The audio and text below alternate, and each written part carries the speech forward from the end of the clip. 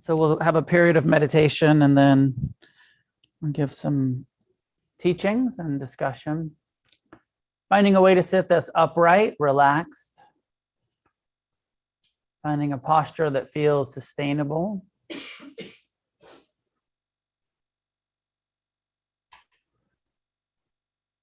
Allowing our eyes to be closed and establishing mindfulness, present time, non-judgmental awareness in the body, with the body.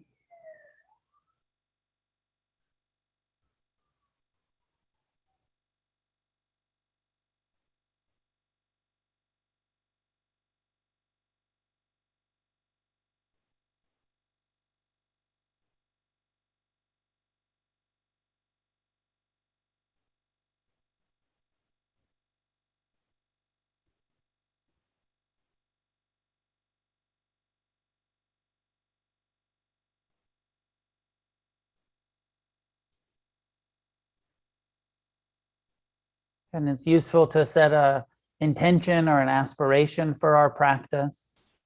And I invite you to use compassion as your intention. To be compassionate towards all of the unpleasant thoughts that may arise, sensations.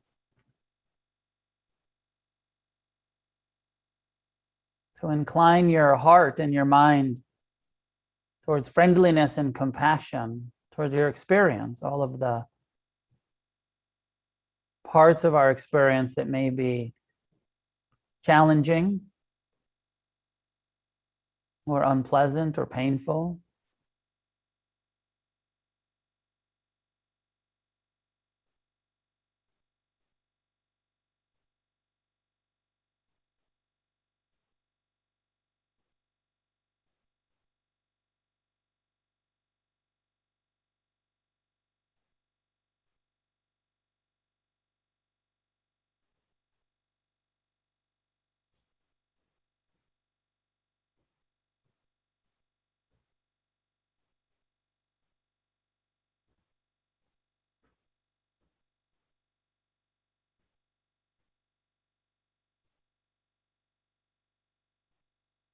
Allowing the attention to rest on the breath, mindfulness of the breath. To fully arrive here, letting go of the past, the busyness of your day, of your life.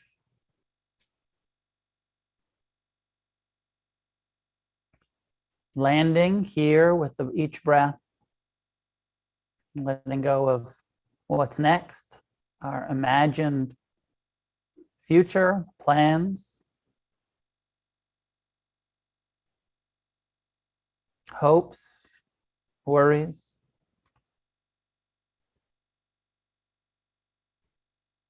Bringing our full attention to our body sitting, breathing.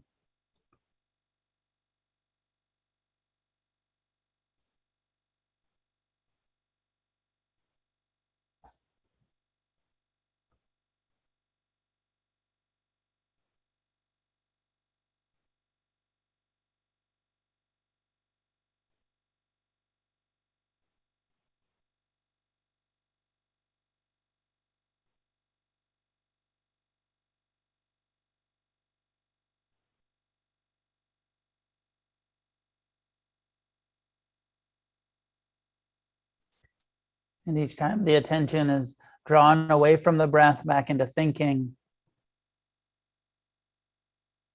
gently return, remembering compassion,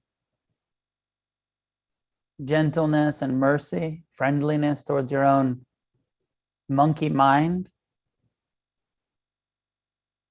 rather than yanking the attention back or being critical, gently returning.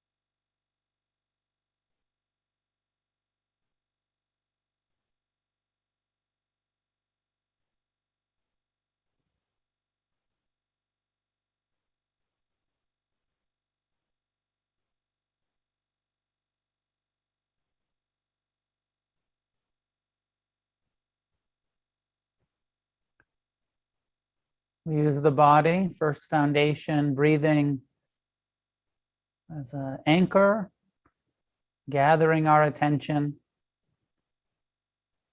Then we expand mindfulness with a quality of investigation to the whole body.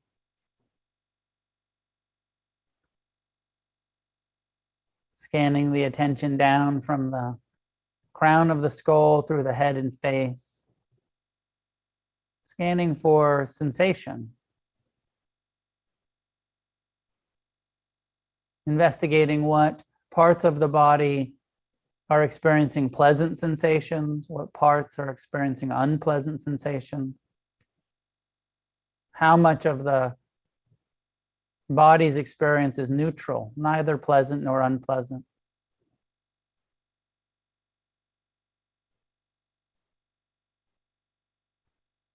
Bringing the attention down through the neck into the shoulders and trunk of the body, down into the arms, almost like you're pouring mindfulness into your body.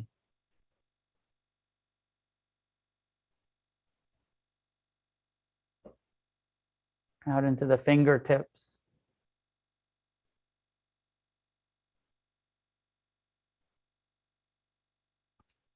Through the internal organs and bones and muscles. Feeling the contact with the chair or cushion. Down into the legs.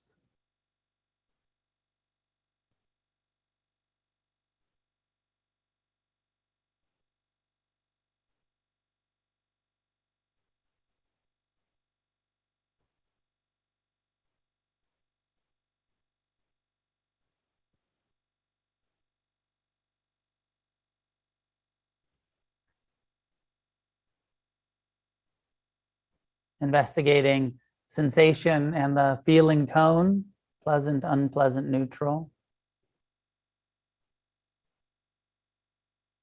So often our attention is drawn mostly to what hurts.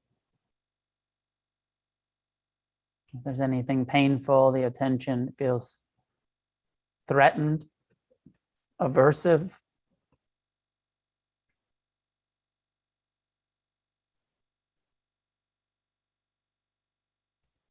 See what it's like to breathe into your pain, if there's any present, with compassion, softening around it, accepting it. An attitude of friendliness and mercy towards your own discomfort. Softening the belly, releasing the jaw.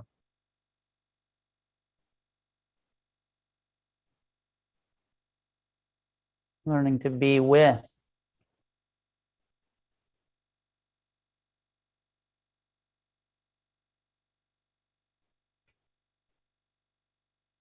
And you can stay in the body awareness, or you can open to emotions and thoughts, the sense doors of hearing, seeing, smelling, tasting.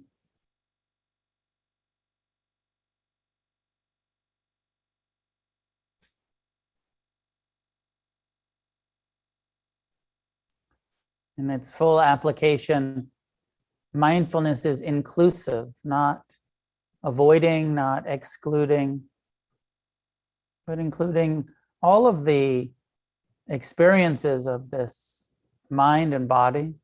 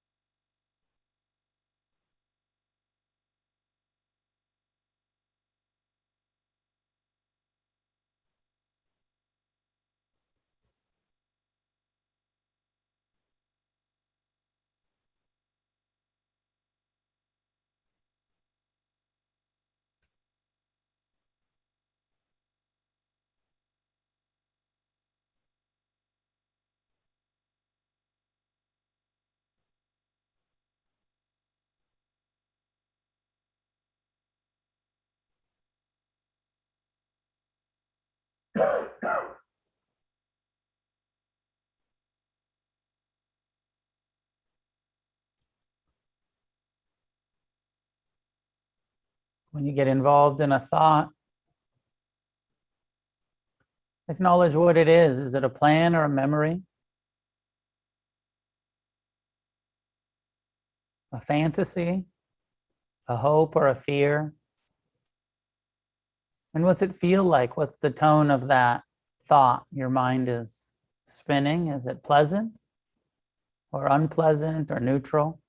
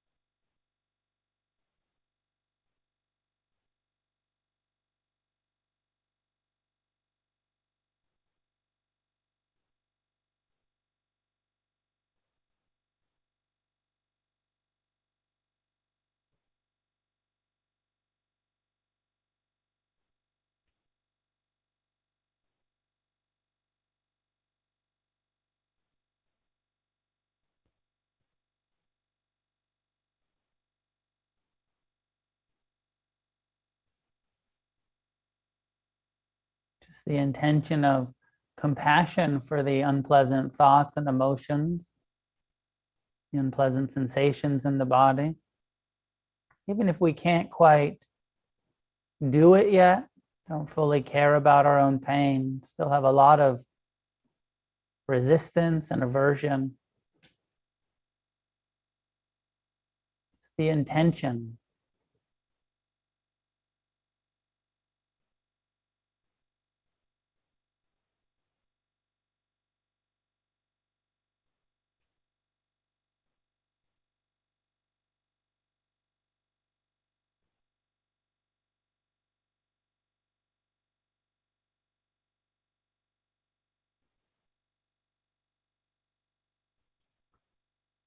The compassion practice, sometimes we say, may I learn to care.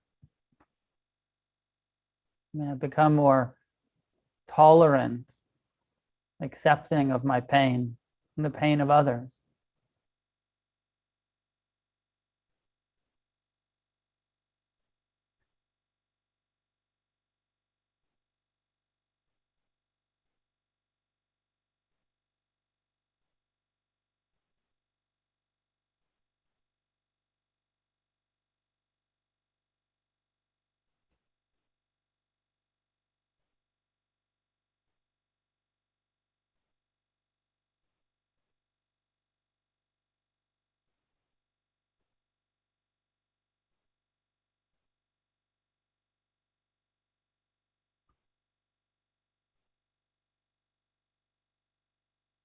When we are resisting, we're often tightening physically. The belly gets tight, or the jaw.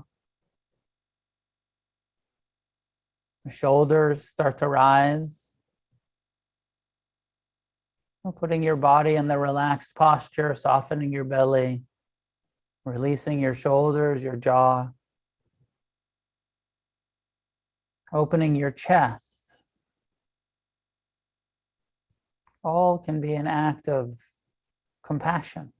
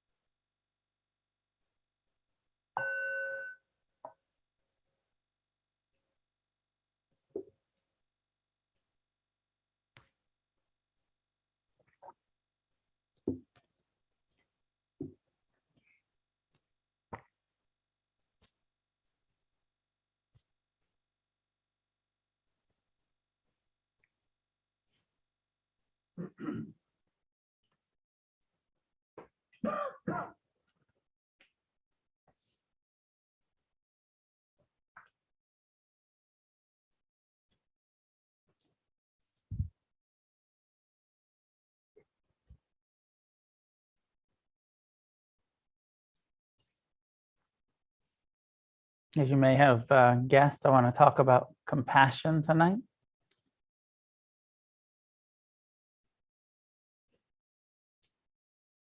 Sometimes Buddhism gets, sometimes it's said, and I've been guilty of saying it myself, writing about it in some books, that that Buddhism is both wisdom and compassion. And sometimes there's the image, I think some of the Tibetans use the image of like the liberated, there's two wings of liberation. And there's the wing of wisdom, understanding the impermanent, impersonal, unsatisfactory nature of all conditioned phenomena. And then there's the wing of compassion, of learning to care about our pain, other people's pain, the pain of the world, the suffering that is real and exists, both internal and external.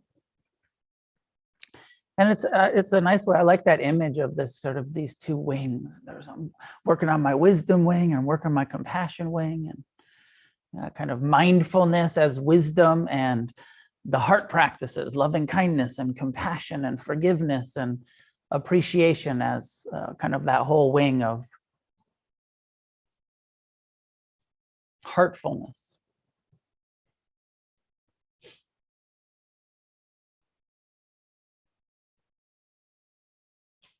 The Buddha didn't really talk about it that way. And if you are a little bit familiar with the Four Noble Truths and the Eightfold Path, the core of the Buddha's teachings, not a lot of compassion in there. Not a lot of mention of, no mention of loving kindness or compassion, or a little bit, sort of in the intentions. He says, we have to develop these intentions, these that are free from hatred. And so you can kind of say like, oh, well, freedom from hatred is loving, is compassionate. But he doesn't use the term karuna or metta, compassion or loving kindness in the original formulation of this is how you get awake. This is how you get free. Comes later, it comes later. Because my sense is that, and the meditation instructions originally given, mindfulness. 4 foundations of mindfulness. This was like the Buddha says, you want to get enlightened, practice ethics. You want to get free, you want to liberation, be ethical in your speech, in your actions, in your livelihood. Have intentions that are free from hatred, free from ill will, free from greed, self-centered intentions, and practice mindfulness. Mindfulness and concentration, but mostly mindfulness. He kind of says, yes, concentration is a good quality, but be careful with the concentration. Too easy to use concentration to avoid. So it's a good quality when mixed with mindfulness. But if you just concentrate, you'll kind of concentrate away from the causes of suffering, where mindfulness is turn towards it. And if we turn towards it with mindfulness, present time, non-judgmental, friendly or compassionate awareness, then we see what we're doing in the meditation. We see like, oh, some percentage of my experience is perceived, second foundation of mindfulness. Some percentage of my thoughts and sensations are pleasant. Some percentage, some amount of your experience, depending on what's happening in that moment, are unpleasant. And a lot of what's happening in our minds and in our bodies is neutral, neither pleasant nor unpleasant. Compassion is the outcome of mindful investigation of our relationship towards unpleasantness, towards pain. And it's in this way, I'll make the argument, I've been making it for a while, it makes sense to me, I don't know if it makes sense to you, that actually wisdom and compassion is a false dichotomy. It's not like there's wisdom over here and compassion. Two wings, bullshit. One wing, no wings. Wisdom, just wisdom. Because it becomes so clear that the only wise relationship to pain is compassion. It's a wise response. We're naturally born into these bodies that have an unwise response to pain. As you notice when you're meditating, you sit here and your knee hurts and you're like, fucking hate that. And effortless, like, right? Hatred, effortless. Ill will, aversion, resentment, all of those things that the Buddha says, hey, tune up your intentions over here, because the natural human intention is ill will, aversion to unpleasantness. Clearly not personal, not your fault, not just, your conditioned response, cellular, biological survival instinct that says hate pain. Avoid it, despise it, resent it, suppress it, medicate it, ignore it, do whatever you can to not be uncomfortable. Notice that in your life.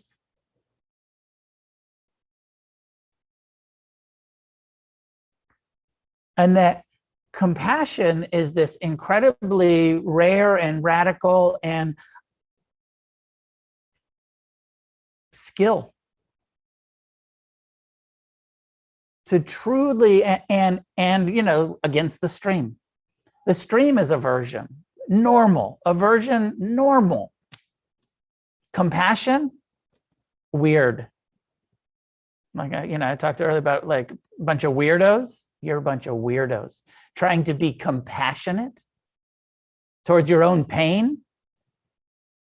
That's abnormal. That's not what's going on here in this human. We're not born with that. I don't know how many of you are parents or have been around babies. You ever meet a compassionate baby in your life? Babies are not compassionate. They fucking hate being uncomfortable. It's not like we're born with this, like, I think I'll just tolerate this craving for boob. No, I hate I'm hungry and I'm pissed and I'm going to scream about it and let you know. I'm uncomfortable. I'm going to let you know. I'm going to, right? Like we're just born into aversion, craving. It's not your fault. It's not moral. It's not any of that bullshit that religion has assigned to it. It's just biology.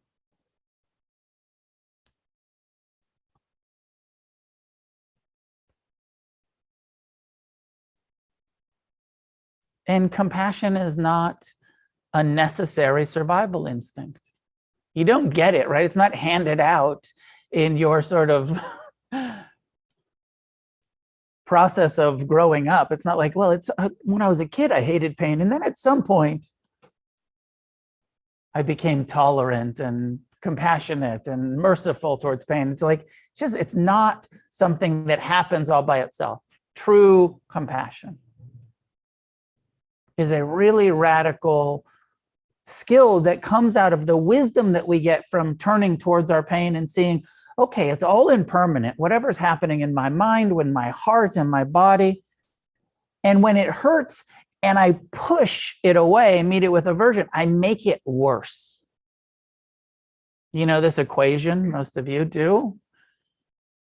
There's a difference between pain and suffering.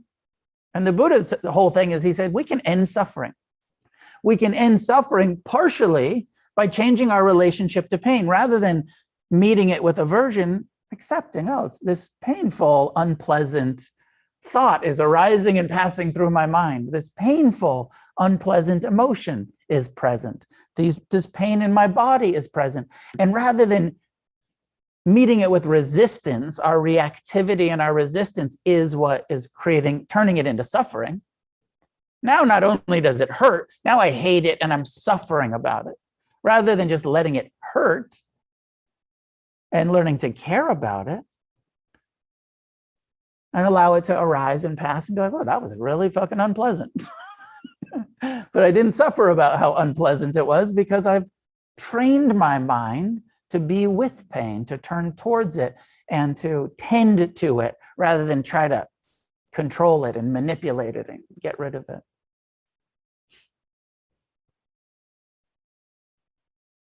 Mindfulness teaches us to turn towards, to see clearly, and to respond wisely. The only wise response to pain 100% of the time is compassion. Can you think of a time where it's not the right thing to do? An experience where it's not the wisest response to pain? We're not very good at it. It's not like we do it all of the time, but it's always the right thing to, the right way to respond. The wisest. And this is the Buddha's awakening, and it's his teaching, and it's what we're doing. How do I become more compassionate towards all of the pain? And there's so much. And, you know, when I say pain, when I say suffering, sometimes it's like, well, those are sort of intense, but also just unpleasantness. It doesn't have to be the big, unbearable experiences. It's also just like, how many unpleasant thoughts came into your mind today? What if you had an unpleasant thought counter? You know, like we've got the fucking Fitbits. Like pretty soon we're going to have, how many steps did I take? How many aversions did I have today? How many cravings came into my mind? How much resentment? How much past shit did my mind say, hey, remember those motherfuckers? Remember that painful thing that happened to you 20 years ago? And the mind just, and all of a sudden you're like, oh shit, yeah, that was fucking painful. I am mad at the world. Unpleasantness is just part of our reality. My teacher, one of my teachers, Ajahn Amaro, in one of his awesome little books, he did these 4 little tiny books on the Brahma-viharas, on loving kindness and compassion and appreciation and equanimity. This one's called Don't Push. Just use the weight of your own body. And he goes, it starts with him, this letter that was written and this wise advice that was this person that was part of the Sangha who had died, who was a bodywork, a massage bodywork teacher. And after he died, one of his students, who was also a student of Ajahn Amaro, and this bodyworker's name was, it's not important, but Kondana, and he was one of the kind of lay teachers in the Abhayagiri community that Amaro was the abbot of at the time, and gave this, she who's writing this letter about Kondana to Ajahn Amaro, says, you know, that he gave me this amazing advice that I've brought with me, and it was, don't push. He had said,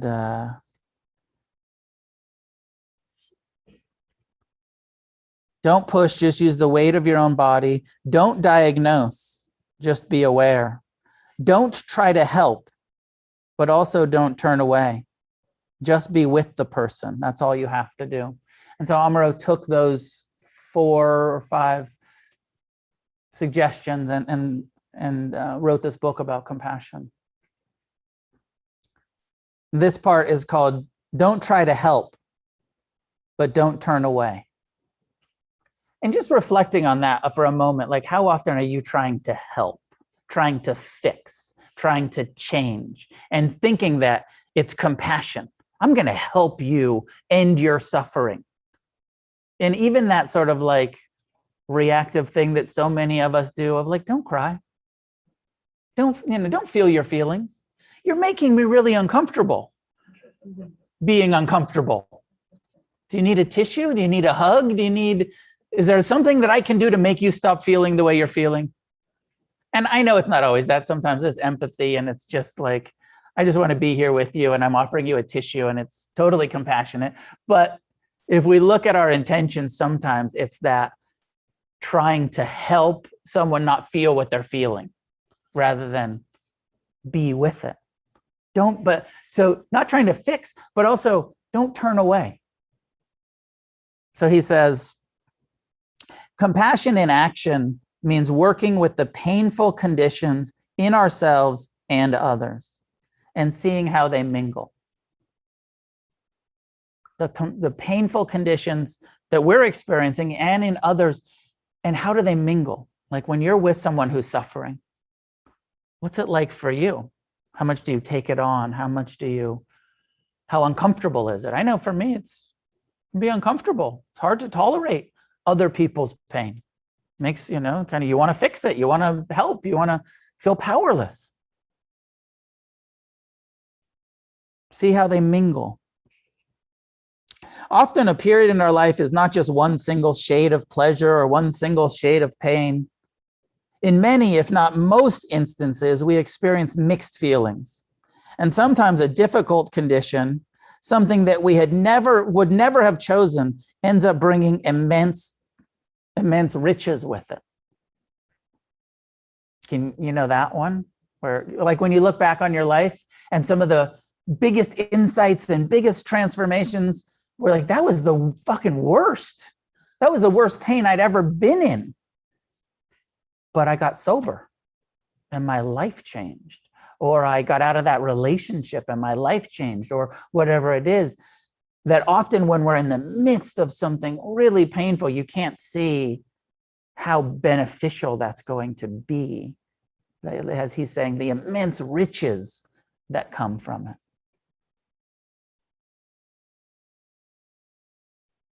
Even when we think of things as perfect, we don't realize that part of their perfection is their impermanence.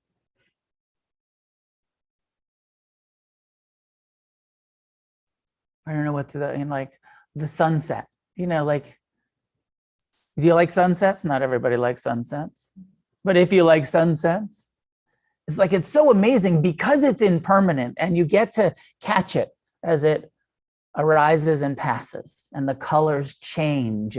But if it was just always golden, it wouldn't be cool anymore. If the sky was always purple and red, and you wouldn't even fucking notice it. But because it is impermanent, you're like, wow, this is part of the perfection of this, is its impermanence. We have to see the glass as already broken. Ajahn Amaro would hold up a glass and say, if you can see that this glass is already broken, then when it breaks, you won't suffer. Insight, again, mindfulness leads to the insight into impermanence. Everything changes, everything's broken. My father took this teaching into the kind of hospice and death and dying. He said, everyone's already dead. Not only is the glass already broken, but because we are impermanent, if we can actually appreciate the impermanent time that we have with each other and see each other as already broken, as bodies already impermanent, wouldn't you relate differently to each other? I told a story recently at one of my Mondays. I was having a meal with Ajahn Amaro at some point years ago, probably over 20 years ago.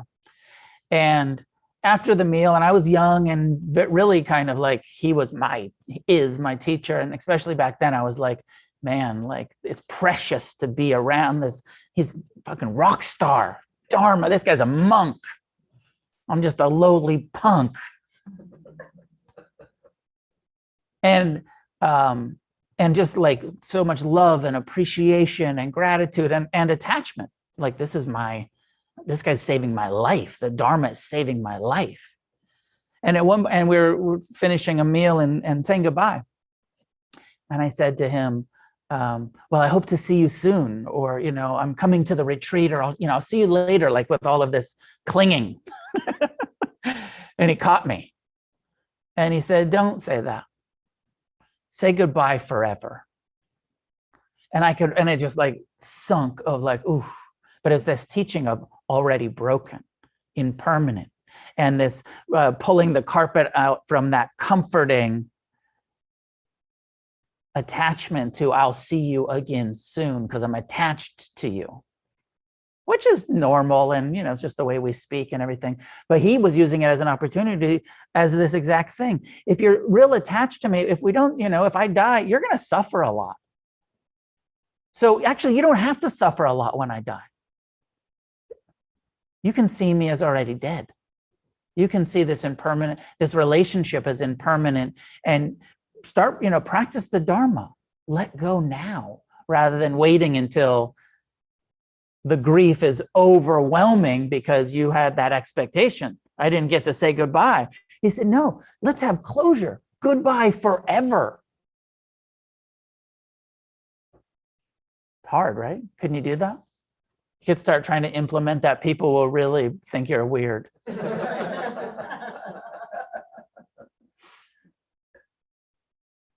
Next time somebody says, see you later, be like, well,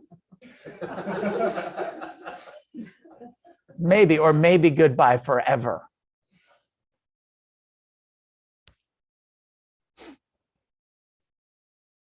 If you can see that this glass is broken, if you can understand that everything's impermanent, when it breaks, when it ends, you won't suffer.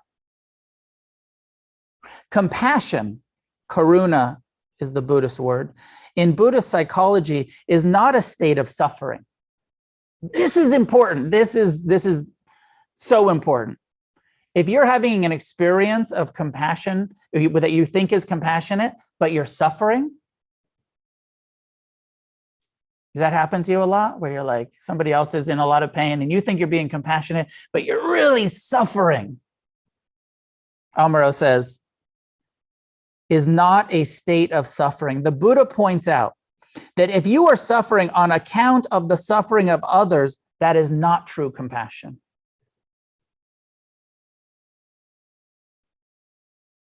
Mindfuck, right? Because we've been thinking we've been compassionate this whole time, suffering with everyone else, about everyone else's suffering, not true compassion. It is a distorted compassion, a false compassion, a compassion that is not really complete or purified. It is not whole. The English word compassion literally means suffering with.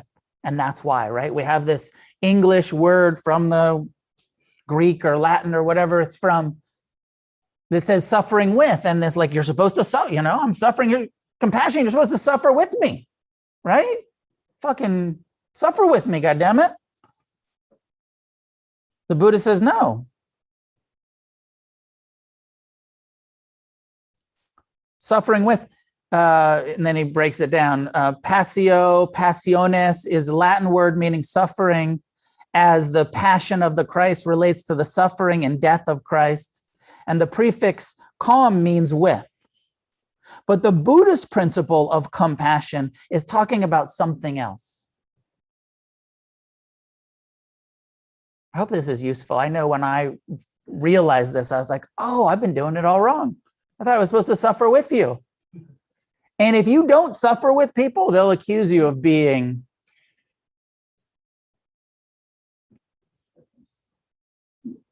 something. Dismissive, heartless.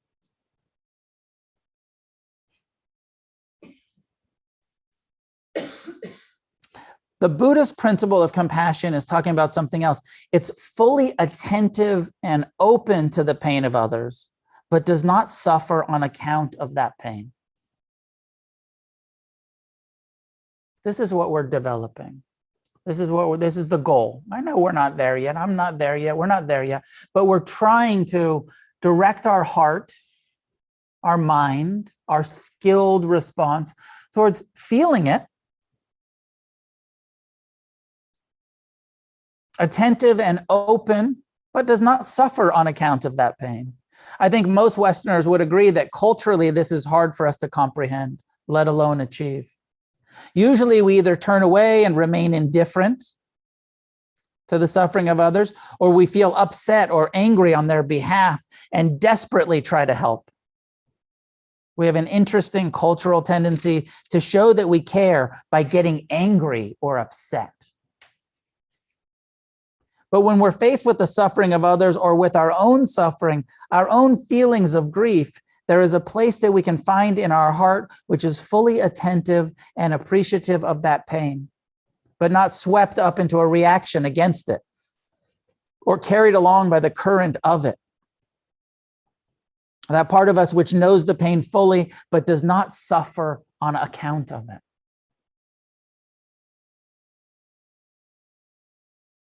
One significant aspect of compassion is expressed in the figure of Kuan Yin Bodhisattva, who comes to us from the northern Buddhist tradition. Kuan Yin is the Chinese name. The Sanskrit is Avalokiteshvara, for a spiritual entity who is the one who listens to the sounds of the world. To me, that is an extremely meaningful name for a being who is the embodiment of compassion, because it doesn't mean that they necessarily out there doing anything. The primary role of compassion in its primordial attribute is not getting out there and doing. Its primary attribute is listening. Sometimes the most compassionate thing we can do for each other, for ourselves, is to just listen. Listen to our pain, listen to other people's pain without trying to fix it. The Tibetan name for the same great being is Chenrezig. In some of the classic iconography, the figure of Avalokiteshvara has 1,000 hands, and each hand has an eye in it. This kind of imagery represents the capacity for doing that arises from having listened to the name, having listened, but the name has the same meaning. The Bodhisattva is still the one who is listening to the sounds of the world. And the eyes, I got one. I got two of them. And the eyes in that imagery are so that you can, the Bodhisattvas can see. You can hear the suffering, you can see the suffering behind you, right? So you have all of these arms and hands and all of these extra eyeballs, rather than just our two small human eyeballs that only see what's in front of us, mostly looking inward and being self-centered. Of these bodhisattvas that say, I want to see, I want to hear all of the suffering of all of the beings in the world. The quality of empathetic engagement is actualized through the practice of listening. We learn to listen, and in particularly, we learn to listen to our own thoughts and feelings, part of what we're doing in mindfulness. No more distractions, no more avoidance. Listen to your mind, listen to your heart, listen to your breath, listen to your body. As we turn our attention, non-judgmental, investigative awareness, we're listening, we're slowing down, we're not turning the TV off, putting the books down, and stopping the scrolling on social media and listening to your own experience, your own thoughts and feelings. We often associate compassion with strong emotions. We associate it with being in the presence of the suffering of other beings when facing terrible tragedy, but there are also smaller, more local difficulties and suffering in our lives.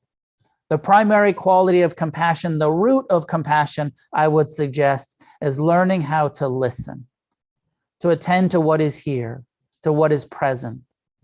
And from that attending, a capacity to do the appropriate thing arises. Just what I was trying to say. Why mindfulness leads to compassion, because mindfulness is turning towards and facing and listening and seeing our pain, as well as, pleasure and neutrality. But when it's unpleasant, we're turning towards it, we're learning to listen. And then we learn to, we see the aversive, habitual reactive tendencies, and we say, oh, I need to listen and care Be friendly towards it. So from the root of listening, the 1,000 eyes are watching what's going on, and the 1,000 hands can offer help. Guan Yin has lots of hands to lend. That multiplicity of hands represents the thousands of ways, the 10,000 fingers that can help. But the help stems from the root of listening. Along with listening to the needs of those around us, we learn to listen to our own thoughts, our own feelings, our own body, and we discern the different voices that we hear, what some people helpfully refer to as the inner committee, the voice of reason, the voice of kindness, the voice of the 3-year-old in a tantrum. They're all in there. You have this, you have clarity about your inner committee, the board of directors, that there's a 3-year-old in there throwing a tantrum sometimes, and there's a voice of kindness, and there's a voice of generosity. The rationalist, the sensitive one, the excited child, the fretful child, the depressed and the unhappy cynic, the ever cheerful, the voices of the unbiased kindness and unbiased wisdom. Listening to all of those parts. Did many of you see that child's film, Inside Out? It was a child's film, but it was sort of based on neuropsychology and who was it? Paul Ekman's work, and about emotions and about how what happens, the whole moral of this cartoon movie was what happens when you don't listen to your sadness, and how it starts to break down everything. And that sadness has an important seat at the table. And that grief needs to be listened to, and our pain needs to be turned towards, and vulnerability and intimacy with the unpleasant experiences in our life is unavoidable, and it's a necessary skill to turn towards. But we're born into these bodies that encourage us to avoid. We're born into these minds that say, don't listen. Turn the music up louder. Take something. Feeling sad? Here's some antidepressants. Don't feel sad. Now, I'm not dissing antidepressants. Some people need antidepressants for sure. But also we live in this culture that's very quick to medicate our emotions rather than encouraging us to turn towards and feel them.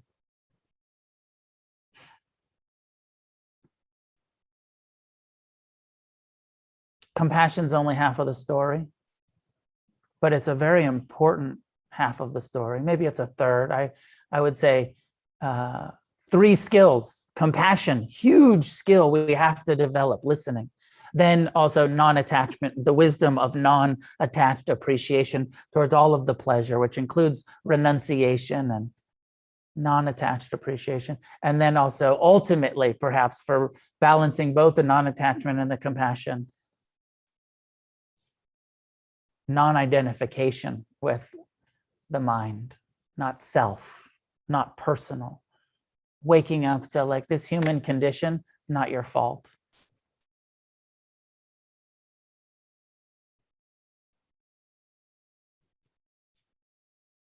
So those are some of my thoughts about compassion. I'll open it up for conversation. If you have a question online, you can raise your hand in the participants. I think under your participants, there's a little hand that'll raise, or if you have a question or comment, clarification, please, Carlos. I have a question about loving kindness, metta, and compassion. I'm trying to integrate those both. I'm more familiar with metta. I like what you're saying about compassion. It's really interesting. Are they kind of like 2 heads of the same coin, or is metta really the action that you take after you have the awareness? Because they seem like they're connected, and they need one another. But I'm just wondering if you could help kind of parse out the difference between those two and how they can integrate those 2 concepts. Sure. Could you hear the question at home, or should I repeat it? Question is the connection between loving kindness and compassion. And what's the difference and how do they? So there's 4 Brahma-viharas, divine heart qualities. And they're all, you said 2 sides of the same coin. It's a 4-headed coin, if that's possible. One of the ways, the images that I heard that I like is that it's like your heart, right? These are the heart practices. And your heart has 4 chambers, right? And all 4 chambers have to be working. Is that true? Hearts have 4 chambers? Yes, hearts have 4 chambers. And all 4 chambers, right? So they're like the blood, the arteries pump it in, and then it goes from this chamber and then down there and then up here, or whatever, goes out the veins, whatever happens. But there's 4 of them, and all 4 of them need to be working in order for your heart to be healthy, right? Not missing one, not blocked, not obstructed. So loving kindness is a heart chamber. Compassion is a heart chamber. Appreciation is a heart chamber, and equanimity is a heart chamber. These are the 4 sides of a heart, of a coin, 4 chambers. Loving metta is always appropriate.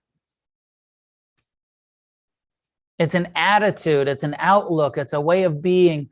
Friendliness. Metta literally means friendliness. We translate it as loving kindness, but it's more accurate to translate it as unconditional friendliness. It's always appropriate to be friendly or kind, but also within kindness, I like situational ethics. Sometimes the kindest thing to do, and even the most friendly thing to do, is to say no to people. And sometimes we think of kindness as yes. It's like it's unkind to say no. It's unkind to have healthy boundaries. Oh my God, like you said no to me. You're so mean. Sometimes the kindest thing to do is to really have firm boundaries and to say no and to, right? So, but loving kindness in its appropriate application, depending on the situation, again, which doesn't always mean being nice. Sometimes it means being firm. Sometimes it means being, vehement about the situation. There can be an aggressiveness even that's appropriate. And the kindest thing to do is to aggressively say, fuck off. You ever hear that story? Loving kindness. Sharon Salzberg tells this story. I've told it too many times, but it just comes to mind about how she was practicing loving kindness. You've probably heard it.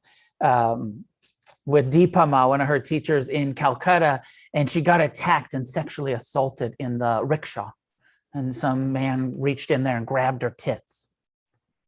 And then she showed up to her Dharma teacher going like, I was just assaulted. And her teacher said, were you practicing loving kindness? And she said, yes. And her teacher said, and did you have your umbrella? And she said, yes. I had my umbrella. We're in Calcutta. It's raining all the time. I had my umbrella. She said, if that ever happens again, with all of the loving kindness in your heart, take your umbrella and smash him in the face. So I think, we need a loving kind and an attitude of loving kindness that's like, hey, sometimes it's appropriate to have boundaries and self-defense, and not that it's this sort of soft kindness that's just like, oh yeah, abuse me.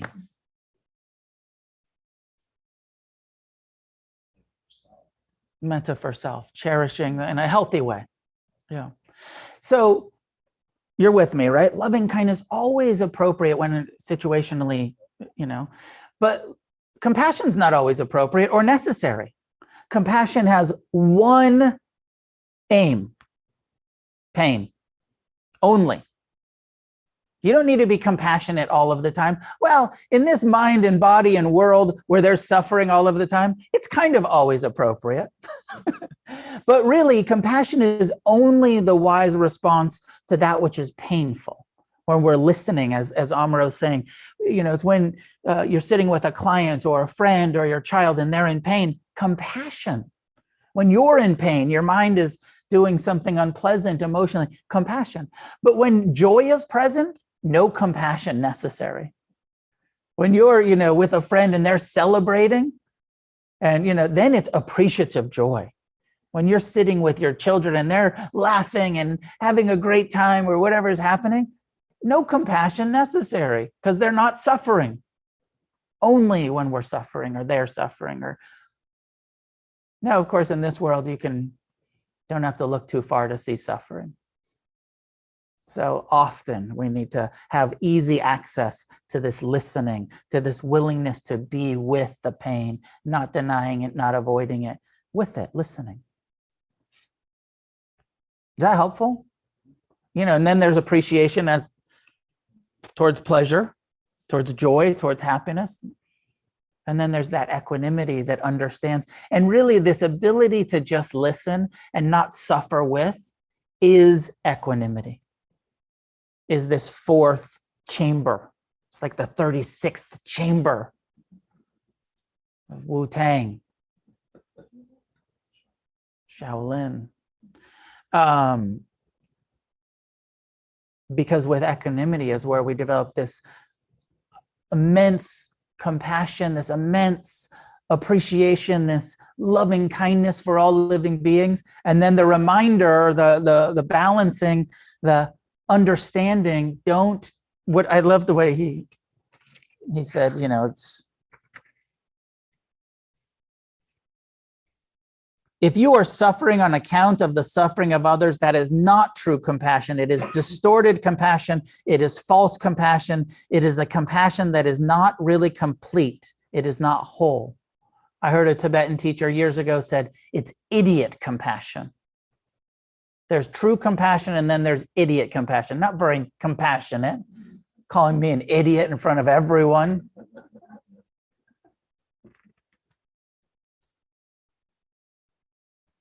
Equanimity is what makes it whole. Understanding that everyone has their own karma. Everyone is responsible for their own happiness. No matter how much I love you, I can't change you. No matter how much I appreciate you, I can't end your suffering. You have to do that for yourself. So I can listen. I can support, I can guide, I can encourage, I can educate, all of the things that we can do. But equanimity knows our boundaries, our limits. Compassion is not fixing, it's caring, it's listening. Equanimity understands that. I don't have to suffer with you, but I care about your suffering. Juan, please. Just by covering equanimity, going into equanimity, which probably what I kept on thinking was when you mentioned Amaro said about not fixing. What struck me was, well, this is karuna, and then there's pana, there's wisdom. And wisdom is based on right view. The right view is, yes, life, going back to basics, life is suffering. Three conditions. Life is suffering. There's going to be suffering. You're going to suffer. I'm going to suffer. That's life. There's going to be suffering. It's impermanent. Joy, that can be a bummer, but when it's suffering, yeah, it's gonna end eventually. I mean, you might die, but you the way will end. Then of course there's it's not personal. It's caused as a condition, accept and allow. Because so much of the torture is it's their fault or my fault. I mean, that's simplistic. All the blame. But that compassion, which always kind of was a problem for me because I'm used to coming from the background I do, because I'm used to depictions of Kuan Yin, where everyone makes a big deal with it. She's not like this. She's got 1 foot ready to go, and like you said, 1,000 hands. When do you ever go? When do you ever? If you're wise, you're also stable and equanimous. Yeah. When does the green light come on? That comes. I guess that's the question for me. Like when does the question come in? When is it not? That's your karma, or that's, when does the green light come to take action? Yes. It is the question What is the wise that none of us can answer for anybody but ourselves and through trial and error. You get the question? That because it's not just listening, also action, right? Also, sometimes you need to step in and protect somebody from an attack. Sometimes you need to protect them from themselves. Yes. So I don't know the end. There's no way to say like, well, this much of the time you should act, and this much of the time you should just listen. There's no calculation in the suttas. I love the serenity prayer. You know, the serenity prayer, it's a kind of a recovery prayer where it says, may I know the difference. May I have the serenity to accept the things I can't change. Listening, compassion. May I have the courage to act, that foot on the ground, to change the things that I can. Because we can change some shit, and we should be working for a positive change, and we are working to be of service but also may I have the wisdom, that discernment to know, is this the acceptance part or is this the courage part? Because it's, we don't want to start sounding too complacent about. And there's also karma, your own karma. Sometimes taking action. It's like, I'll take that karma burden. Yes. Or are you ready to take the burden? Yeah.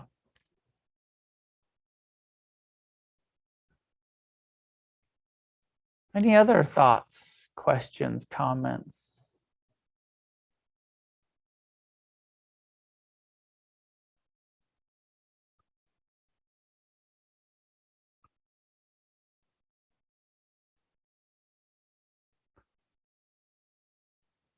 All right, we can leave it there. It's about time anyways, I think. Close enough.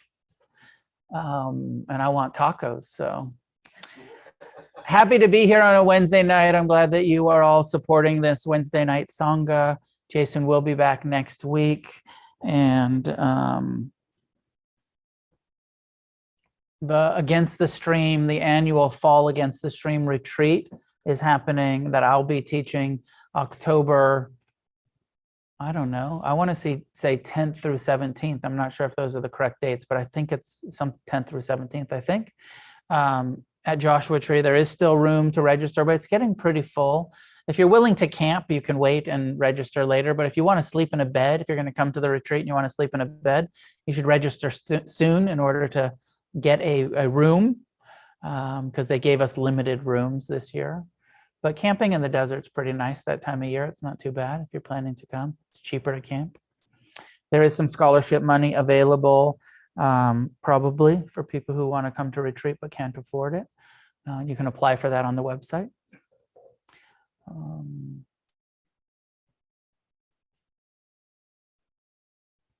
We'll leave it there for tonight. Class is done by donation. I see that Michael has posted in the chat there a link to make donations online. If you're here, if you have cash, you can put it in the bowl. If you don't have cash to donate, you can do it through Venmo or PayPal. If you have those platforms, there's on the desk there, there's the handles for the PayPal and the Venmo. Please consider becoming a monthly supporter of Against the Stream. A lot of people, one of the ways that we pay the rent on this building and the expenses, the employees, and support myself, and is through making monthly donations. So please consider becoming a monthly supporter. Also, that's online. You can do that through our website.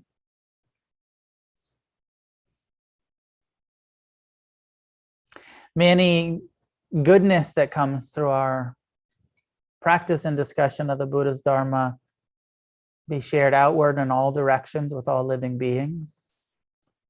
May each one of us develop immense compassion, like the Bodhisattva Avalokiteshvara Guanyin. May you have eyes in the back of your head. Together, may we create a positive change on this planet.